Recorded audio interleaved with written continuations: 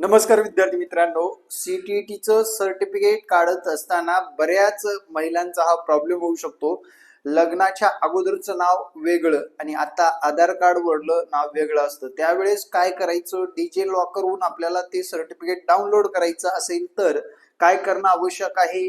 अगोदर आपल्या चॅनलला सबस्क्राईब करा. जर तुम्ही इंस्टाग्रामवर पाहत असाल तर फॉलो करून ठेवा. काही नाही, सिंपल गोष्ट आहे. तुमच्या नावामध्ये चेंज झालेलं असेल तर तुमच्या भावाच्या डीजे लॉकरवर जायचंय किंवा वडिलाचे असेल तर वडिलाच्या डीजे लॉकरवर जायचंय, त्यांचं नाव टाकायचे, पासवर्ड वगैरे सगळं माहिती भरायचे आणि विद्यार्थी मित्रांनो त्या लिंकेज वरून आपलं सुद्धा सर्टिफिकेट डाउनलोड करता येतं. म्हणजे आपल्या नातेवाईकाच्या सर्टिफिकेट वरून आपलं सुद्धा सर्टिफिकेट डीजी लॉकरवरून डाउनलोड करता येतं. ही सर्वात महत्वाची बातमी, सर्वात महत्वाचं जे काही हे महत्वपूर्ण सूचना आहे, नक्कीच आपल्या मित्र कंपनीला शेअर करायला विसरू नका.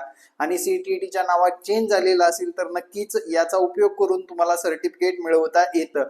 तिथे कुठलाही प्रॉब्लेम येत नाही. नाव अर्धवट आहे किंवा नाव एकच आहे याचा काही इश्यू होत नाही. जय महाराष्ट्र. धन्यवाद मित्रांनो.